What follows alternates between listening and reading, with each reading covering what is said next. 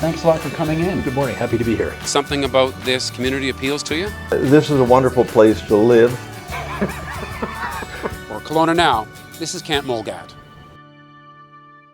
And we're joined by Grant Bastido from Tact Communications. Grant, thanks for coming in.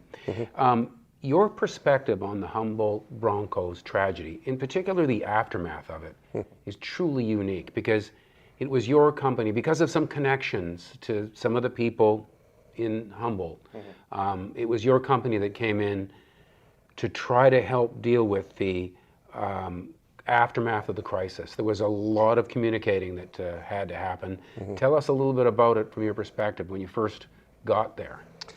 So yeah, we came on in the week following the crisis. We had a consultant who was on the ground the day after the crisis and was there for a couple days, and we came in early the next week to help out. It was, it became quickly evident how big a crisis this was, and the amount of media attention and attention from the general public was unbelievable. So it was obvious that there was going to need some long-term help as far as getting the messages out and managing all of the different inquiries that were coming in. And you were saying that some of the key information, like passwords that would get you the information you needed from the people on the team, was not available. The people on the team, for tragic reasons, weren't necessarily available. So you were very limited information to give people, and an upward ramping demand for information coming from local, regional, national, international. It was almost overwhelming. Right. Well, and that's so one of the big things that we talk about. So I'm doing this tour around Canada right now, talking about crisis preparedness, and one of the big things that people don't think about is passwords. If suddenly you have a crisis, and hopefully the people that are in your organization are off in Mexico or something, and not tragically lost in a bus crash. If those passwords for things like your social media, your website, and all of that aren't available, and you don't have access to all of that information, you suddenly have a crisis within a crisis where you're trying to basically rebuild all of your communications capabilities in a moment's notice, with the media knocking at your door while you're doing it. And when you have the New York Times or the Toronto Star or the Humboldt Journal, calling you, and you have no capabilities of dealing with them, it makes it really complex and really difficult. But I could see people in the aftermath of something as awful as that to say, dealing with the human needs here is all that matters. Never mind all these inquiries, but you really don't have that option because the inquiries will come. Right. That is part of the need. Oh, absolutely. There was a massive amount of interest, and our job was, we had a number of goals that we had to work with. The first big goal was to help lessen the burden of the families and the organization, the Humboldt Broncos organization by itself. When you start getting all those media inquiries coming in and you're in the middle of grieving something as horrible as this, you really don't want to deal with that stuff. And so we're there to help with those things. We were also there to help shine the best light possible on the victims and the survivors of that crash, and hold them in high regard. So what are the ways that we can do that? And the other thing was, it was about the organization's reputation as a professional organization. If you have one of these things and they're mishandled, it reflects on your reputation going forward. And the Humboldt Broncos, it was clear, were going to want to come back from this and field a team again and do all of that. And we had to help them, make sure that they had something to come back to. So while the world was taking in the whole look of this tragedy, there was a real crisis on the inside about just how to manage things like. Yeah, well, it's just really tough. It was one of those things that nobody had ever considered before. And as we were talking about before, everybody thinks there's no way to prepare for crisis, but there is. There's you can have some tools in place, and you can have some plans in place that really lessen the burden of that. So, and these crises don't have to be something as immense as the Humboldt Broncos crisis. Just a weather-related closure of something that you have to communicate to people, or whatever it happens to be. If you have a plan in place, you can instantly go to that plan, and you've got who the right people are that are going to be in these roles. How are you going to communicate these things? Who are the right people that you have to talk to? Right. All of that stuff can be all together, and you can have web pages and social media things all ready to go to do those things. Okay, so you'll be delivering a talk at Okanagan College at 10 o'clock tomorrow, focusing on how a community or an organization could have plans already in place. Right. But how can you possibly anticipate all of the different crises that might befall a community or an organization? Well, what you do before is you assess the organization, and as we were talking about in the city of Kelowna, there's certain things that you can look at and you go, well, there's a fairly high likelihood that something like a wildfire could possibly happen, and we've seen them already. So you can take something like that and you can say, okay, well, we know that a wildfire is a possibility. In this day and age, with all the sad things that are happening in the world, a terrorist attack of some sort is a possibility.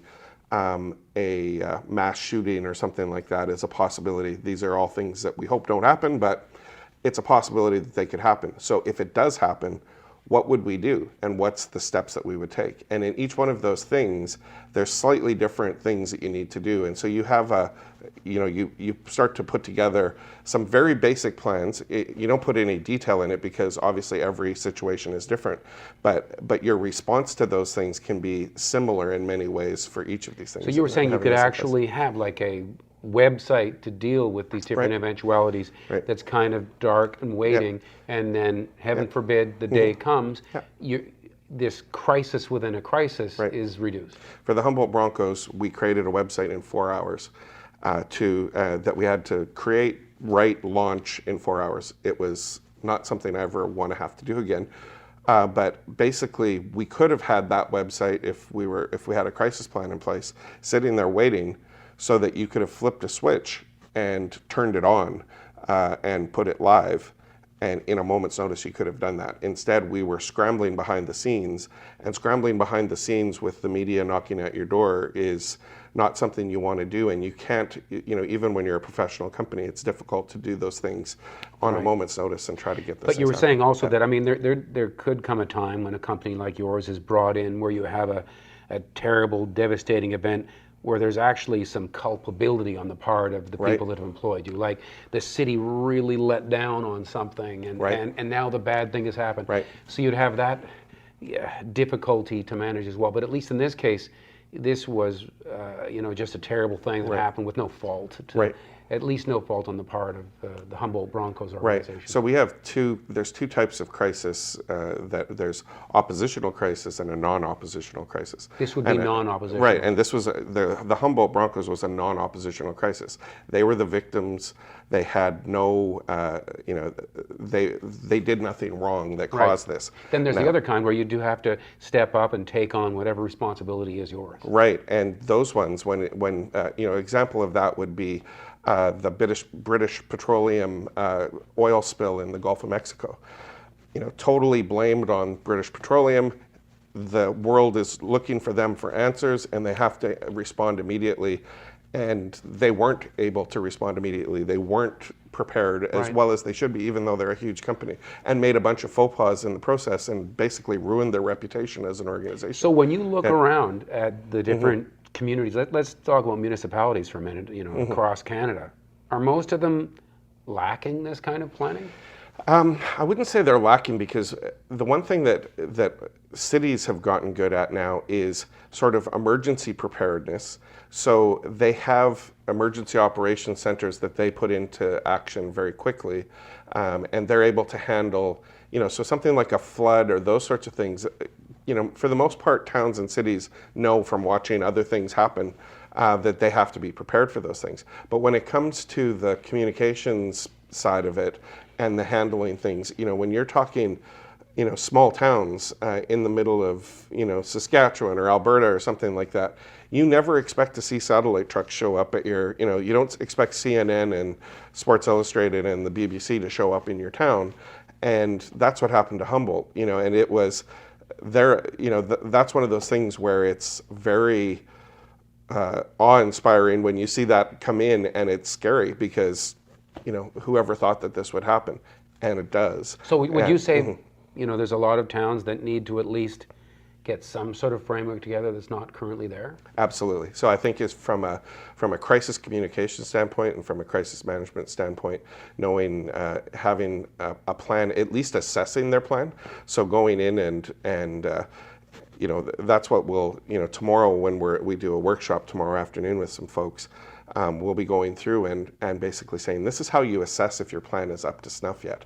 And there's a whole bunch of things that you can do. And from a crisis management point, you know, you can do a scenario, and this is, you know, something that, you know, that it's actually, when it's not a real crisis, it's actually fun. When you get a team together, you know, a team from your organization, and you bring them together and you say, oh, we're doing strategic planning tomorrow, and you get them in there and you say, okay, the building over here just blew up. What's the plan?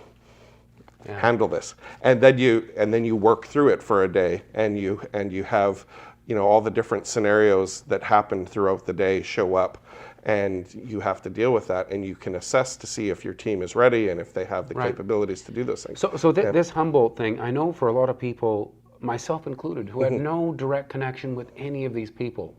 I was just feeling that tragedy. Oh, yeah. What was it like for you and the other parts of your team having to be right in the middle of all that? Was it hard for your people?